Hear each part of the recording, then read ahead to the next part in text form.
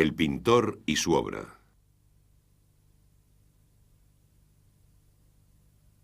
Considerad ahora la figura del hombre, de la que no se puede decir que sea un pequeño mundo.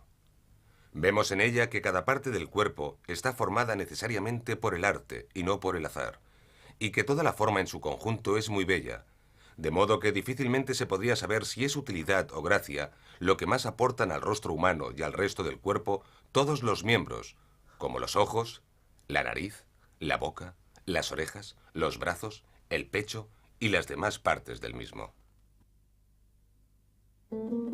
Retrato del amigo y cortesano.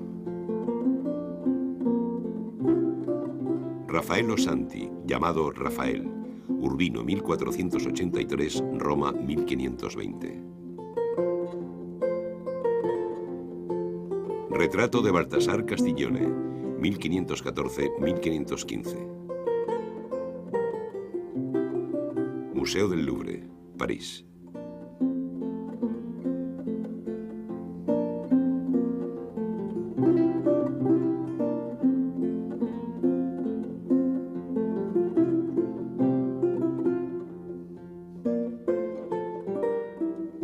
Nacido cerca de Mantua en 1478, 5 años antes que Rafael, el conde Baltasar Castiglione sirvió a Ludovico el Moro y luego a Francisco Gonzaga, antes de entrar al servicio del duque de Urbino, Guidobaldo de Montefeltre, hijo de Federico. En Urbino, Castiglione conoció a Rafael. Los dos hombres se hicieron muy amigos. A la muerte del duque en 1508, Castiglione siguió al servicio de su sucesor, Francesco María delle Rovere, que le mandó a Roma como embajador. Allí volvió a encontrarse con Rafael. En 1514 o 1515, Castiglione le encargó su retrato al pintor. En esa época, el conde estaba escribiendo la primera versión de un libro que le dio gran renombre. El libro del cortesano narra en forma de diálogos 4 veladas en el Palacio Ducal de Urbino en marzo de 1507. Reunidos por la duquesa Isabel Gonzaga, eruditos y poetas se entregan a los placeres de la conversación. Hablan de las buenas maneras, las mujeres, los príncipes ilustrados, el amor, la belleza, la pintura, la música y sobre todo las cualidades que debe tener el cortesano. Rafael llevaba varios años en Roma. Acudió a la llamada del Papa Julio II para decorar las estancias del Vaticano y siguió trabajando para su sucesor León X. El pintor se dedicó a otras actividades como la decoración, la arquitectura y la arqueología. Con su amigo Castiglione supervisó las excavaciones y soñó con trazar el plano de la antigua Roma. Rafael trabajó en el Vaticano hasta su muerte, que le alcanzó súbitamente en 1520 a los 37 años. Castiglione, que se había casado, perdió a su mujer durante el primer año de matrimonio. A partir de 1525 fue nuncio pontificio en la corte de Carlos V. Publicó su libro en Venecia en 1528 y murió al año siguiente en España sin volver a ver Roma ni Mantua. Después de la muerte de Castiglione, el cuadro que se había llevado consigo a Madrid fue remitido a Mantua. Mantua, Urbino, Venecia, Ámsterdam, por último, París. El cuadro perteneció a muchos propietarios antes de entrar en la colección de Mazzarino y luego en la de Luis XIV en Versalles. En 1793, el retrato formó parte de las primeras colecciones del nuevo Museo del Louvre. Siempre ocupó un lugar de honor en el museo. Durante los 2 años que estuvo desaparecida la Gioconda, robada en 1913, Castiglione la reemplazó en el centro de una pared del Salón Cuadrado. El retrato ha sido copiado muchas veces. En Mantua hay una copia muy fiel y otra en la Villa d'Este de Tivoli. Una extensa parte escrita resume la vida del personaje. Una versión, también antigua, se conserva en las reservas del Louvre. Rubens, en los primeros años del siglo XVI, copió el lienzo de Rafael. Su cuadro muestra más espacio por encima de la cabeza y las manos están en el marco. Por último, Rubens transforma a Castiglione en un personaje dramático, atormentado, más acorde con la estética barroca. Rembrandt, por su parte, vio el cuadro en Ámsterdam y lo dibujó. Quedó impresionado por la elegancia y la prestancia del personaje, como le había pasado con el retrato del hombre de azul de Tiziano. Rembrandt se inspiró en las dos imágenes para varios autorretratos. Por otro lado, al bosquejar el Castiglione, le dio algunos de sus propios rasgos. En el Museo del Louvre, el cuadro siguió llamando la atención de los pintores. Delacroix lo dibujó, Maurice Denis lo transformó en retrato de estilo Nabí. Matisse descubrió en él el arte de pintar la cara.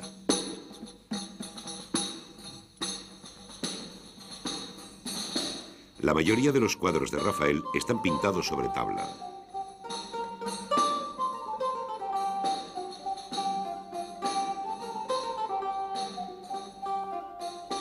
La pintura sobre lienzo empezó a difundirse en Italia a fines del siglo XV. Baltasar Castiglione y el autorretrato con un amigo son los dos únicos retratos ejecutados por Rafael sobre este nuevo soporte.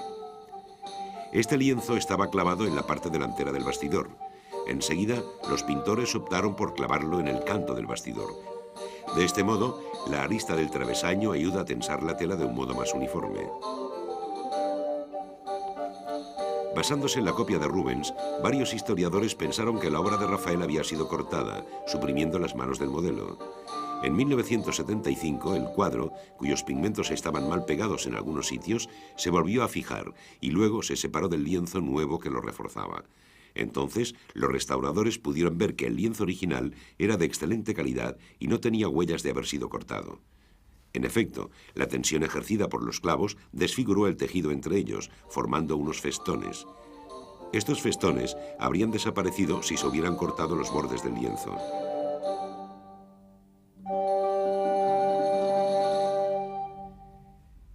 Rafael hacía numerosos estudios preparatorios de sus cuadros.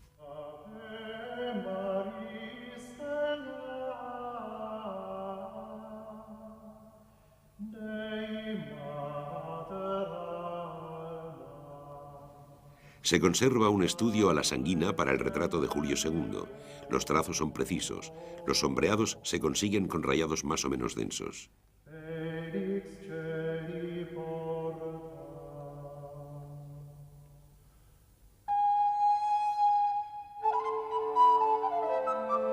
El soporte utilizado es un lienzo de lino de tejido fino. Está imprimado con una mezcla de albayalde y de aceite teñido con granos de pigmento pardo, rojo y negro. Sobre este ligero fondo gris claro, Rafael pudo repasar su dibujo con el pincel, como vemos, por ejemplo, en el San Lucas pintando a la Virgen, un cuadro atribuido durante mucho tiempo al pintor. Estos trazos todavía se aprecian en varios lugares. Luego hizo un boceto, extendiendo los colores diluidos y cubriéndolos poco a poco con unas pocas capas finas.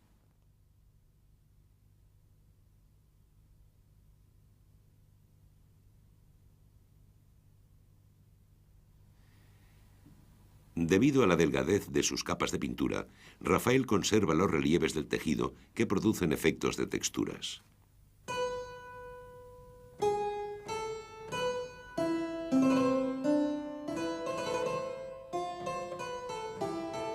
La superficie granulosa de la capa de pintura difunde la luz en todas direcciones y da un aspecto muy mate al cuadro. El conjunto de la composición, tratado con suavidad y ligereza, sigue los principios preconizados por Castiglione en su libro. Con frecuencia, en pintura, una sola línea sin trabajar, una sola pincelada extendida con soltura, de manera que parezca que la mano, sin ser guiada por ningún estudio ni arte, ha actuado a su aire siguiendo la intención del pintor, demuestra claramente la excelencia del artista, que cada cual puede apreciar luego según su propio juicio.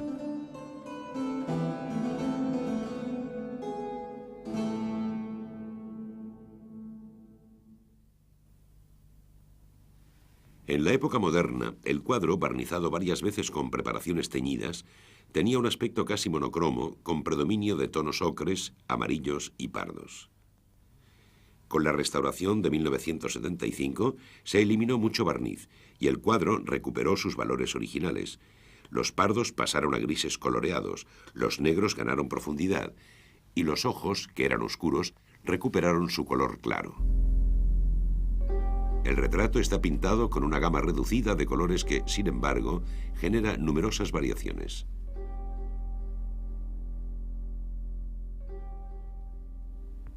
variaciones en la piel, variaciones en la barba, variaciones en las carnaciones. Los ojos son azul celeste, tirando a verde. La pintura se pudo obtener directamente a partir de la azurita, que es el único color puro de todo el cuadro. Hay otros dos pequeños detalles de color vivo, hilo rojo y botón dorado. El traje elegido por Castiglione para posar determina todo el equilibrio cromático del cuadro. El personaje, con ropa oscura, destaca sobre un fondo claro. La señora del velo, muy parecida al Castiglione, tanto por la postura como por la importancia que tiene la manga, lleva un vestido claro y destaca sobre un fondo oscuro. La luz es dulce. Es una luz tradicional de estudio. Viene de arriba a la izquierda. También ilumina el fondo, donde proyecta la forma del personaje, lo que indica que el fondo no está lejos. Otras luces, otros colores y otras distancias del fondo habrían roto este delicado equilibrio. Los bordes inferiores del gorro de Castiglione subrayan las diagonales del cuadro. El óvalo de la cara está inscrito en el cuadrante superior. La mediana atraviesa el ojo izquierdo. Esta disposición aparece en varios cuadros de Rafael. Uno de los ojos del personaje, por lo general el izquierdo, tiene una posición central.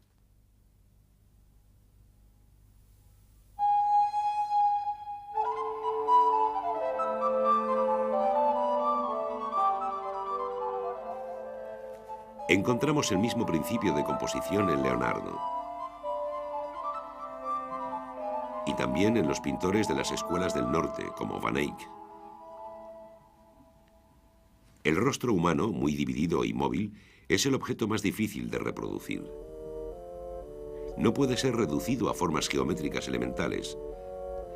El punto fijo elegido y situado en el centro, una pupila o el borde de un ojo, es la única referencia precisa que tiene el pintor para construir una cara y pintar en perspectiva los complicados relieves de las órbitas, las mejillas, la frente y las sienes.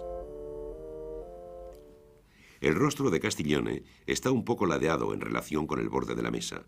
Para crear un efecto de perspectiva, Rafael disminuye el tamaño del ojo derecho. Otro procedimiento para dar relieve son las sombras. La densidad de la sombra permite apreciar inmediatamente la profundidad de la órbita o percibir la orientación huidiza de la sien. Si se borran las sombras de la cara, se obtiene una figura plana, sin vida.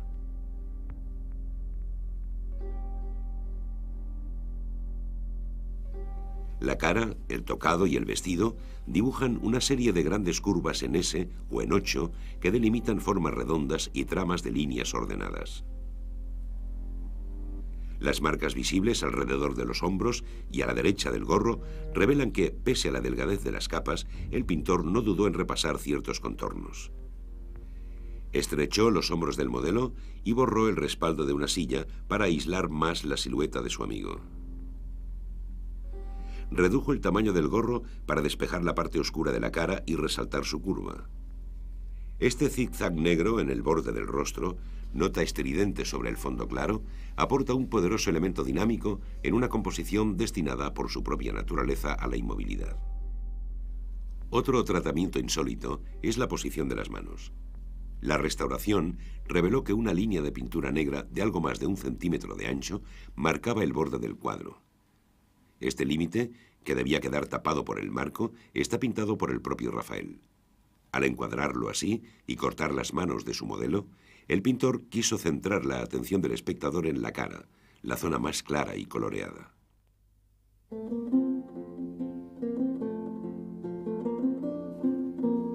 En el Renacimiento, los bustos de mármol o de bronce, las medallas, las miniaturas y los grandes retratos pintados reflejan la proliferación de nuevos personajes públicos y una forma de exaltación del individuo desconocida hasta entonces en Europa.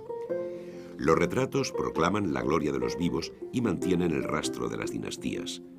Alberti destacó el carácter casi divino del retrato, que hacía presentes a los ausentes como los muertos. La propia pintura entró en esta comunidad de los poderosos, representándose con orgullo y firmando sus obras. Para Castiglione y su círculo, la pintura se había convertido en el arte por excelencia y se contraponía a la escultura, arte menos propicio a la imitación. Rafael era famoso y cotizado por sus Madonas.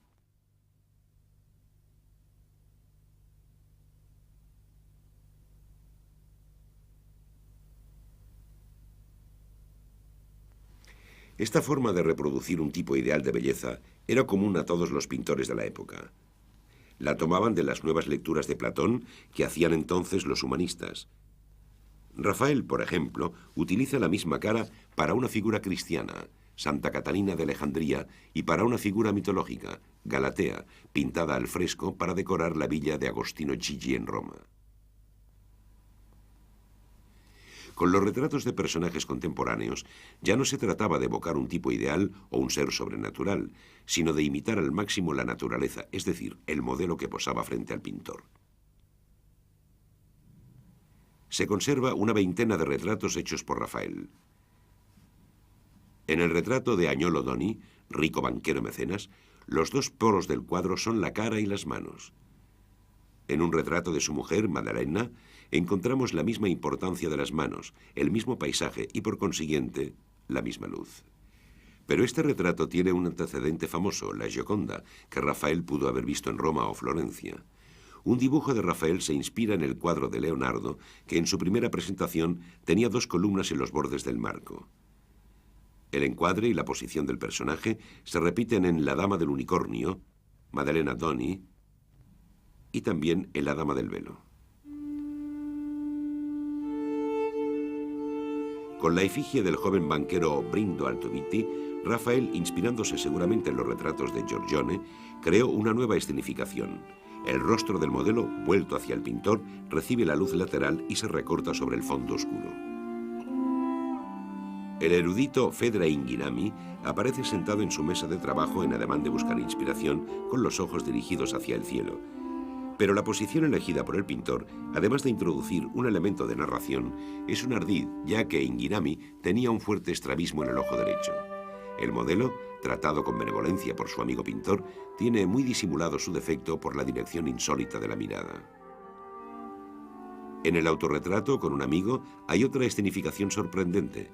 El rostro de medio perfil y el gesto en suspenso del segundo personaje crean una composición muy enigmática. En su Castiglione, Rafael recupera el modelo de la Gioconda con esa postura ideal preconizada por Leonardo. Busto de medio perfil y cara vuelta hacia el espectador. Todas las modulaciones de formas y luces proceden de esta posición del busto y la cara. Pero al hacer referencia a un modelo anterior, el de Leonardo, ¿Rafael ha sacado parecido a su amigo?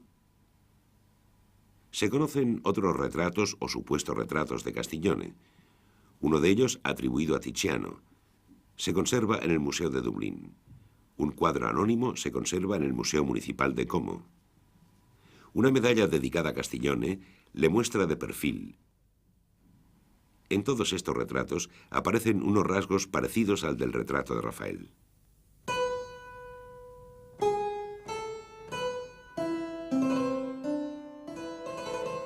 Castiglione, en su libro, recomienda la austeridad española en el vestir. Me gusta que siempre tienda más a lo grave y lo oscuro que a lo alegre, porque me parece que el color negro da una gracia mayor que ningún otro a los vestidos, y si no es negro, por lo menos que sea oscuro.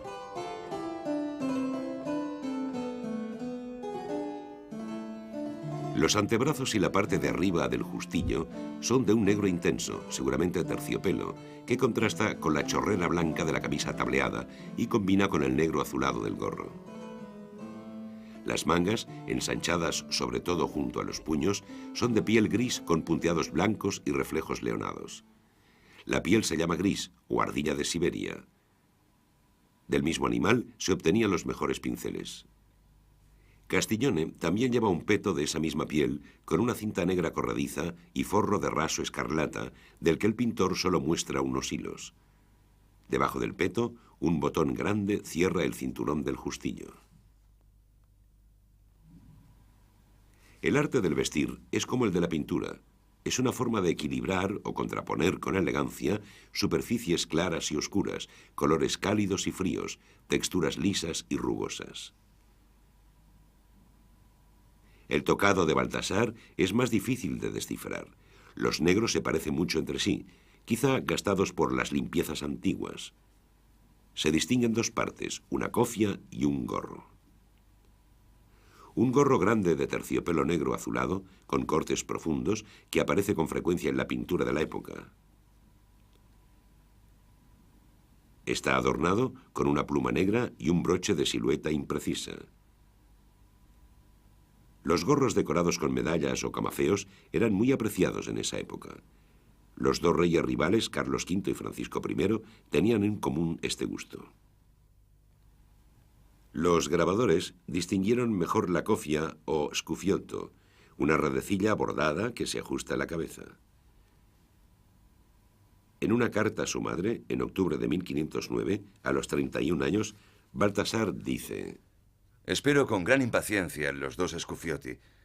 Entre todos los favores que me ha hecho esta enfermedad, el poco pelo que tenía se me ha caído, de modo que no puedo ir a ninguna parte sin cofia. Hasta la barba es mucho más que un adorno. En la generación anterior, los hombres iban afeitados. Esta nueva generación, fascinada por la antigüedad, empezó a cavar bajo sus pies para descubrir Roma y Grecia. Llevar barba era un modo de identificarse con los sabios y filósofos de la antigüedad. El vestido que lleva Castiglione no tiene únicamente una función indumentaria. Al unir lo animal, pluma, piel, seda, con lo vegetal, lino, algodón, al juntar signos y colores, también desempeña una función simbólica. Es un reflejo de sus gustos, sus posiciones morales, su cultura. Lo mismo que el cuerpo es la envoltura del alma, Erasmo pudo decir en esa época que el vestido es el cuerpo del cuerpo.